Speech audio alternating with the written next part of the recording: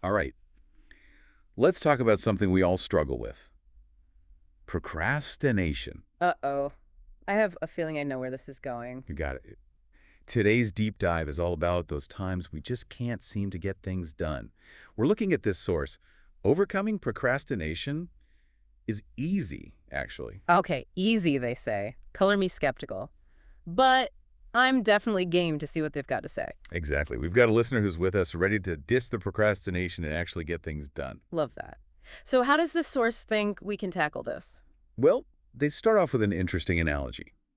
They say procrastination is like that friend. You know, the one always canceling plans at the last minute. Oh, I know that friend. Always an excuse at the ready. Yes. And the source says, just like we get frustrated with that friend, procrastination leaves us feeling like we've let ourselves down again and again. Makes sense. That feeling of letting yourself down is a big part of the procrastination cycle. So what's their solution?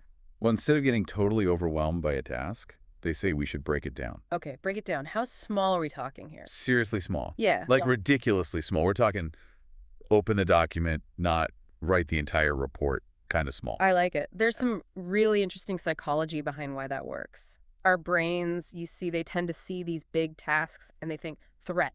Oh, a challenge. Right, exactly. So by breaking things down into smaller steps, we can actually lower that initial feeling of, I can't do this. And it makes it way easier to just get started. I can see how that would be huge for our listener who's all about understanding the why behind things. Totally. Yeah. Plus, even taking a small action gives you this sense of accomplishment, and that can build some serious momentum. It's that whole snowball effect.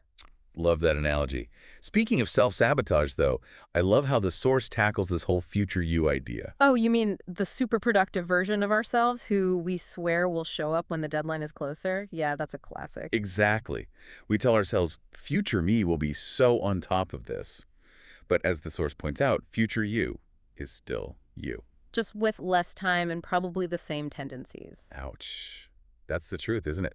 And this is where it gets really interesting for our learner, because the source really emphasizes that just knowing something isn't enough. The real magic, applying knowledge, happens now, not later. And they actually have a strategy to fight that future you trap, the 5-minute rule. Yeah, it sounds almost too simple, but it really does work. So for anyone who hasn't heard of this, break it down for us. Okay, so basically you just commit to 5 minutes of focused work on something, that's all. 5 minutes, no big speeches, no waiting for that perfect moment. Because once you've started... Exactly, it's much easier to keep going. Right, it's like that whole thing, an object at rest stays at rest. Inertia, yep. I love that analogy. So true. Which reminds me, the source talks about the myth of perfect conditions, and honestly, this is me all the time. Oh, tell me about it. We wait and wait for this perfectly clean desk, quiet space, and the perfect mental state. Which, let's be real, never actually happens. Never. And the source makes a great point. They're like, life is messy, stuff happens, and sometimes we got to work with what we've got. So true. So how do we escape this perfect conditions trap? They keep it nice and simple. Start now. Even if it's not the perfect time. Even if your desk is a disaster. Just start. Yep. Doesn't have to be perfect, just got to begin. I like that. Done is better than perfect, right? And this is huge for our listener who wants to actually use what they're learning. For sure. Plus, it takes the pressure off. You're not waiting for everything to be just so. You can just dive in. I love that. Okay, now for the part I've been waiting for. Rewards. This source, they get it. They're all about building in rewards, and honestly, it's kind of genius. It really is, because it plays on how our brains are wired. We want the good stuff, and we want to avoid the bad. So when we tie a task to something positive... It's way more appealing. Exactly. Like when you were a kid, and maybe your parents would make a deal, finish your homework, then you can have dessert or something. Makes all the difference. But it's not just for kids. Yeah, definitely not. We can use this as adults, too.